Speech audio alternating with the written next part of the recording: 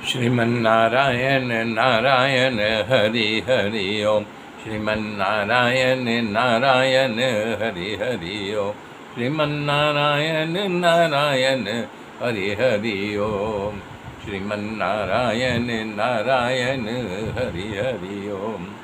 जब सुदेव ब्राह्मण ने पत्र को पढ़ करके सुनाया तो भगवान पत्र सुनने के बाद भावुक हो गए और सुदेव का हाथ पकड़ करके बोले, हे महाराज, आपका अनंत उपकार है।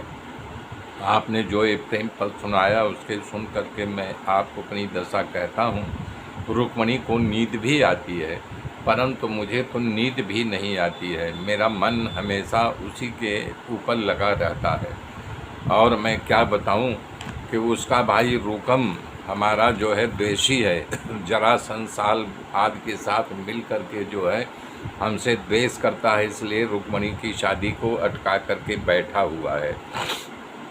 कह रहे हैं कि हे भूदेव, आप देखना, जैसे लकड़े का मंथन करके आग निकाल ली जाती है, उसी तरह मैं रुकम के मित्रों साथ जरासंध आदि राजाओं की सेना का मंथन करके क्षत्रिय कुल के कलंक को मिटा करके रुक्मणी को मैं ले आऊँगा, विवाह करूँगा।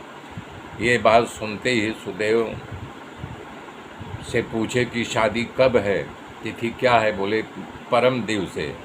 तो भगवान ने तुरंत अपने सारथी दारिक को बुलाया, बोला रथ तैयार करो। दारुक बिना देर किए हुए सेब्य, सुरभि, मेघपुष्प और बलाहक नामक 4 अश्वों को जोड़ करके रथ तैयार किया और भगवान के सामने ला करके खड़ा कर दिया। भगवान ने सुदेव नामक ब्राह्मण से बहुत सा उपकार दिए और बोला, अतिशीघ्र जो है आप रथ में सवार होइए। ब्राह्मण देवता जैसे यानी कि अपने जो उनको पारितोष मिला था, विदाई मिली थी, सब रथ में रख करके रथ में बैठे और जो है दारुक रथ को हाँक दिया। दारुक लेकर के अति शीघ्रता से आनर प्रदेश के विदर्भ प्रदेश में महाराज भीष्म की राजधानी कुंडनीपुर थी। वहाँ एक रात की यात्रा करके यानी महाराज पहुँच गए कुंडनीपुर में। अपने पुत्रों को स्नेह के कारण इच्छा न होते हुए भी महाराज भीष्मक लग्नों उत्सव की तैयारी में मग्न थे और वो सब यानी कि नगर के राजपथ के सुशोभित करने में आया था।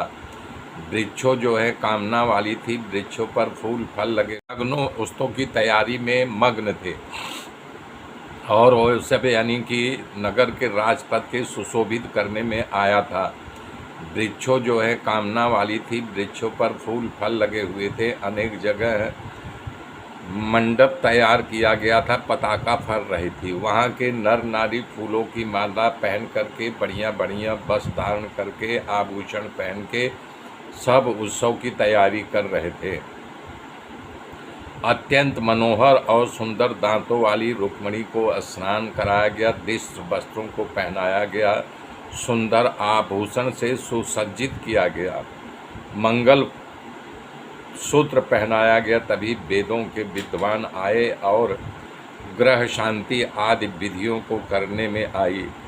महाराज भीष्मक स्वयं कर्म कांड के जानकार थे, इसलिए तमाम विधि के शास्त्रीय पद्धति से कराया और मदवान हाथियों और सोने से सजाया रथों, घुड़सवार पैदल आज चतुरंगी सेना के साथ अपनी पुत्र की बारात लेकर कुंडनीपुर आए। गांव की सेवा में विदर्भ नरेश की चेदी नरेश का सम्मान किया और उनको जनवास दिया। बारात आकर के टिक गई।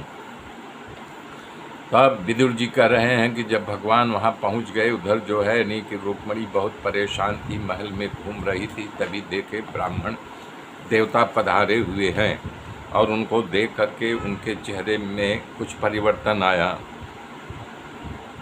सुखदेव जी इस बात को खबर पड़ी कि जो है यानी कि कृष्ण अकेले ही चला गया है और कन्या के साथ यानी पड़ा पड़ी है, किसी राजकुमारी को हरण करने के लिए गए हैं। तब साथ में सेना लेकर के वहाँ पहुँच गए।